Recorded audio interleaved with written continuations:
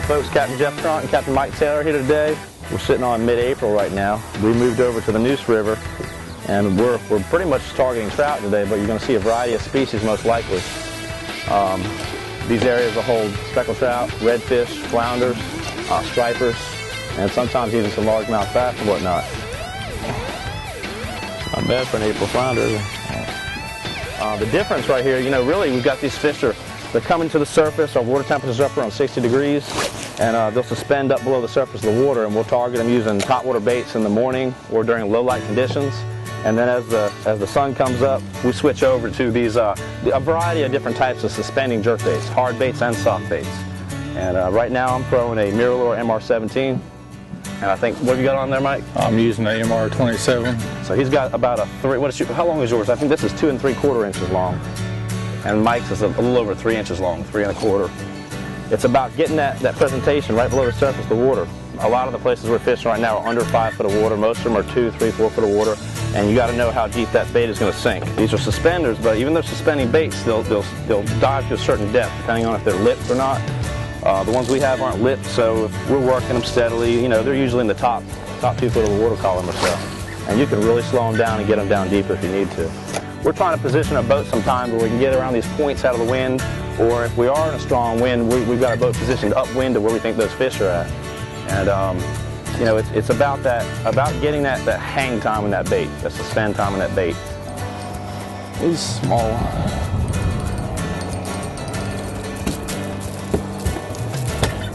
Not a bad one. Nice trout. Look how fat he is. Is that drag out here going out? No, it's not drag. He's just about 2 pounds, I think. I had a 5 or 6 second pause on that. Need net? Nah, no net. I'm gonna give this one to Daryl. 2 3/4. Nice fish. It's about time I caught one. Mike was making me feel bad.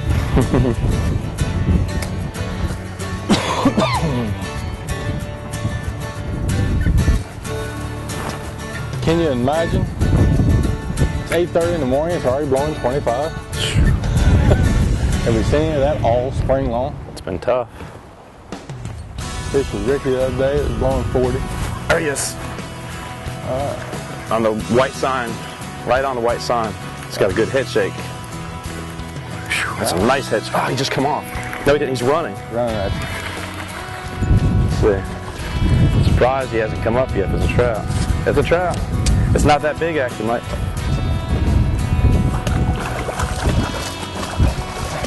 He's decent, though. He's up there close to 3 pounds. Who is it? There was one of those pictures in the paper in a fishing show the other day. Some boys. That was from last week. There he is. Way out here.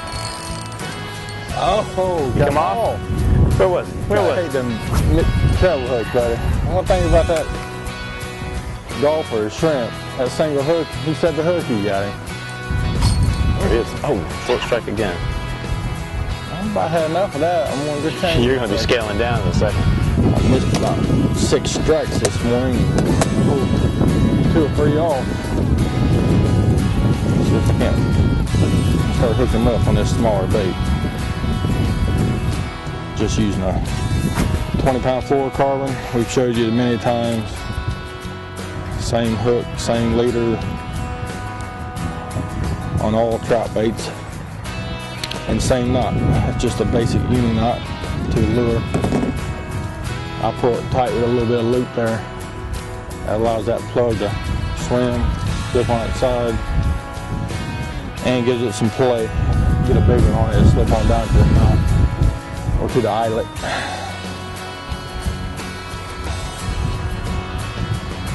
There he is. Got him on? 4 second pause on that one. Yeah, I'm not missing that 17. Well, I had 1 short strike, but still, that's the 3rd one right in this spot here. 3 out of 4 hookups, stayed on so far. There's nothing yet. Is net or what? I don't know. It looks pretty nice, yeah. It's hard to tell. This water's so dark in here today. He's probably, Looks like red. It might be. You can't see the fish. What is it? A catfish. That's why we can't see the fish. He's so dark. Okay, folks. Blue cat. That MR-17's hot day. We're catching catfish up here. First cat. He's a fat one too. Look at him. You know you're in some brackish water when you're catching catfish. And look what he's been eating. Mike, I hate to muddy the boat up on you like that. This is your lucky day, buddy. Son, you'll destroy a boat, won't you? All the sea mullets and stuff that showed up, and other bottom fish. There's a ton of little pinfish and stuff, and you toss some grub down, you put it on the bottom, twitch it up. Let me hit that. Come back for it. Nice. He shook his head like a little red. Red? Yeah. Inshore slam. About 8-inch pup. You have the shrimp on? Yeah, had a good one. Got him all? Oh, pretty drag. I bet it's a school of reds. Caught one red there. He's staying deep in. The nicer red there. We got a school of reds in here.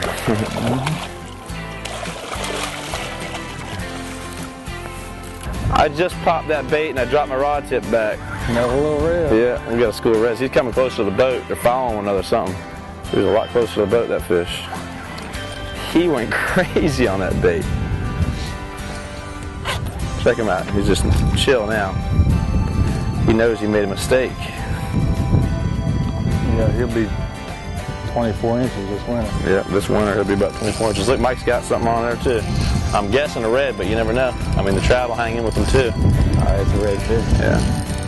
You'd be surprised though. A lot of times you find a school of, in these creeks and stuff like this, in springtime, find a school of reds like this, and you will sometimes catch a sow trout in with them. Those are two baits we're using today. As you can see, they're definitely not like they come out of the store. We replaced the hooks with, on that little 17, we like to put 2 number 6 gold hooks on it. I think Eagle Claw makes them. And on that 27, I have a number 4 on the back. And the regular hook that comes on it on the front, if you put 2 number 4s if you put one on the front there, the bait stays right on the surface and actually acts almost as a topwater bait. Which is, I have a couple of them rigged up like that too for when them fish get up in them grass flats and there's probably about 6 inches of water on top of them. That's a great bait when they're not wanting to commit to a topwater. And we're just dropping down. That's how slow sinking they are. I mean, they're just extremely slow. You get that snap, both of them flash. That's typical mirror lure flash. Looks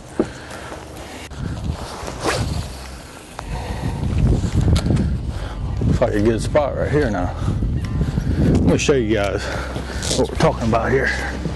About 4 foot, I got my rod dragging on the bottom, rod tip, set moss. That moss is just covered in all these creeks here in the Neuse and the Neuse River. That's the key to these suspending baits right now. You snap that bait, twitch it, and it just sits there. It doesn't sink to the bottom. If you get a bait that sinks to the bottom and hits that bottom, it's going to pick that moss up, and you're not going to catch anything. So keep an eye on your baits. If you are using one of these real shallow suspending baits and you notice you're catching that slime off the bottom, that turd moss or slime, your bait's sinking down deeper than it should for some reason. That's what happened to me the other afternoon when I was using this bait. And what happened was some fish we caught, some hard strikes, put a crack in the bait, and water was getting in there. There's still a little water in there now. You see a little water on the bottom of the bait. So I literally, that was the only bait I had on the boat the other day, so I had to perform an operation on this bait. There's one there, Mike. Got him? Oh yeah. Got him. Close to 3 pounds, isn't it? I've got a 2-second pause on it probably.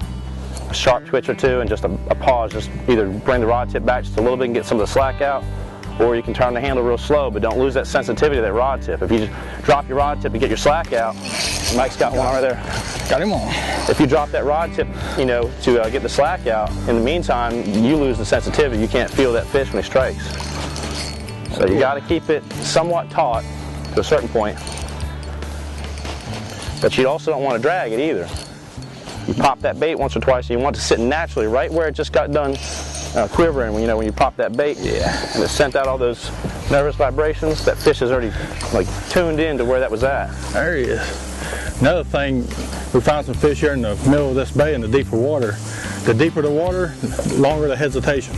I don't need no net. No net for Mike. He's probably what, 3? Oh, he's close to 3. Yeah. Decent, a little smaller than mine. I think I still got you. Naturally, in this deeper water, we're going to be letting it settle a little bit longer, let it ease down, stay a little bit deeper. You got to keep in mind of where you're fishing at. You're fishing shallow, you're going to have to work the bait just a little bit faster, where I could go and change that front hook to a number 4 gold, which put this thing dead underneath the surface. And then we've got a lot of little peanut pogies, the same size as these shad we're throwing in. There's even some larger shad in there, but keeping an eye on, you'll see certain shorelines where the bait's just stacked up against it. And if things are slow and you're not catching anything, the best thing to do is go look for that bait then and start working around that bait.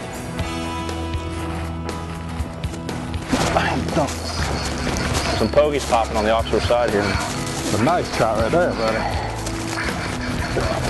I just have one in his pogies on the port side out there. I think it's a trout, this one. No, it's no trout, he's staying down too deep. Looks like a rockfish. Oh, that's a nice rock. Nice rock. I'm getting it. Put the net on him.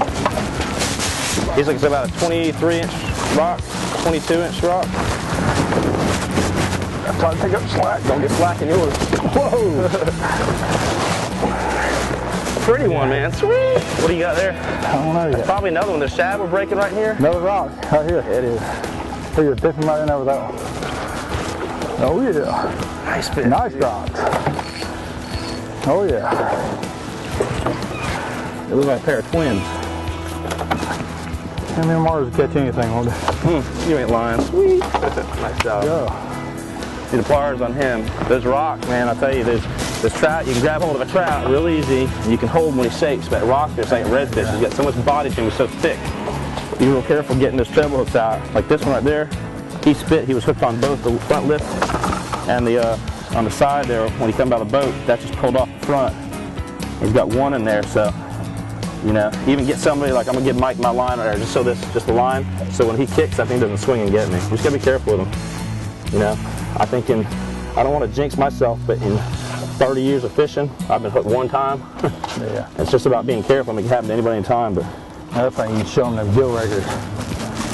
Rockfish. That's like a razor blade right here. Look at that spike sticking out right there. See it? Mm-hmm. Right there.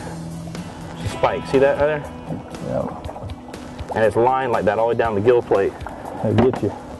So if you try to hold him by the head, like grab by the head, and he shakes, he'll slice your finger to the bone. Yeah, be careful with them.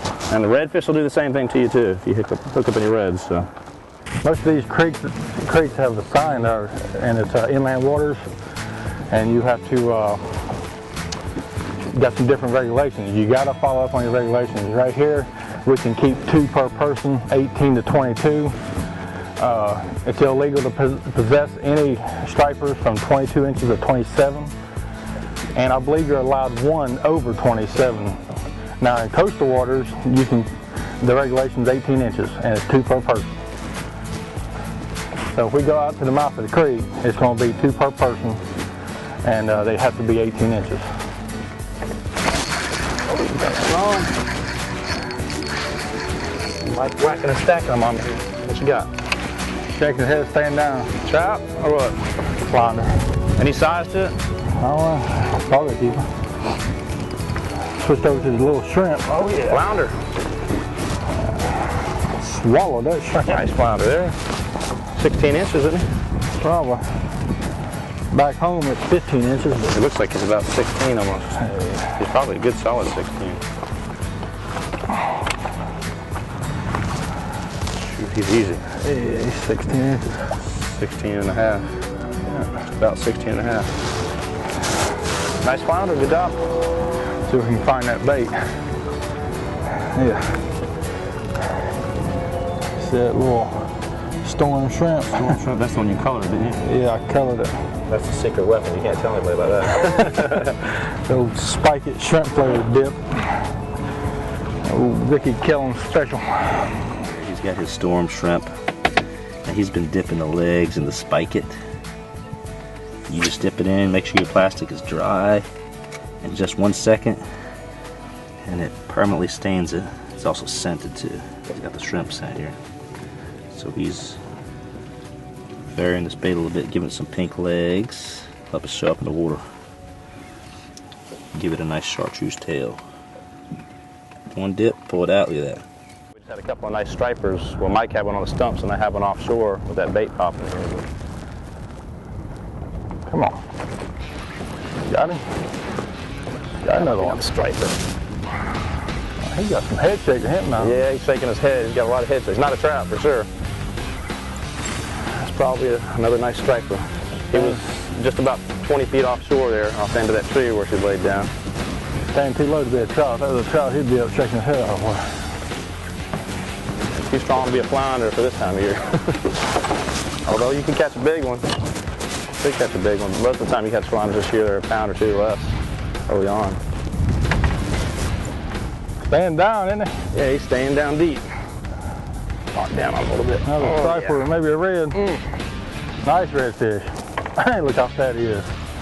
Pretty now. Pretty one. I'll tell you what, we need him in a couple of weeks in the tournament, that first tournament. Pick him up. There we go. We'll probably go up 26 inches, 25, 27. Big old fatty. That's tournament red right there, bro. Yeah, that's what I'm thinking. We need the scales out. We got to see how much this fish weighs. Neuse River red right there, boys. Pretty one. We've got 1, 2, 3, 4, 5 spots on that side. We've got 4 spots on that side. He looks like he's 25 to 27. He's definitely over 24. He's 25 to 27 inches. He's not super fat. He's a little thick, but early in the season still, but he's really broad. His shoulders are broad. He is 25 and about 3/4. She zeroed out. She zeroed out. Oh, she's locking down my finger. He is sitting on about 6 pounds 5 ounces, 6 pounds 13 ounces, 6 pounds 4 ounces. So he's somewhere between 6'3", 6'4", and now she's actually 11 out now. So she's about 6'4". 6 pounds 4 ounces for a 25 3/4 inch red. That's a nice red. That's a 27-inch fish in the ocean right now. You're right. Right now in the ocean, Right now. the beaches, a 27-inch fish would weigh that. So this is a 25 3/4. So. All right, folks, that concludes the day. Another, what was it, 15-hour day? It's been a long one. It was from 5:30 till, what, 8 o'clock now? It's about 8 o'clock. I think we took about a half hour for lunch, went in, came back out. We tried to get on them, see if we can get a big one on top water right before dark. Mike had one about 3 pounds right behind the boat here just a minute ago, but we couldn't get that big one today. We're going to keep trying. Yeah, front, it's gotten here that leading edge of this front, it's been raining right now. It started raining a little bit harder there a minute ago. It's time to go in. Had a good day. Had a good time. 2 grand slams. Yeah, probably caught at least 20 nice fish today. A mixture of speckled trout, flounder, striped bass, redfish. Just a typical day on the Neuse River. You're going to catch a variety of different fish. They bit today. We had overcast most of the day.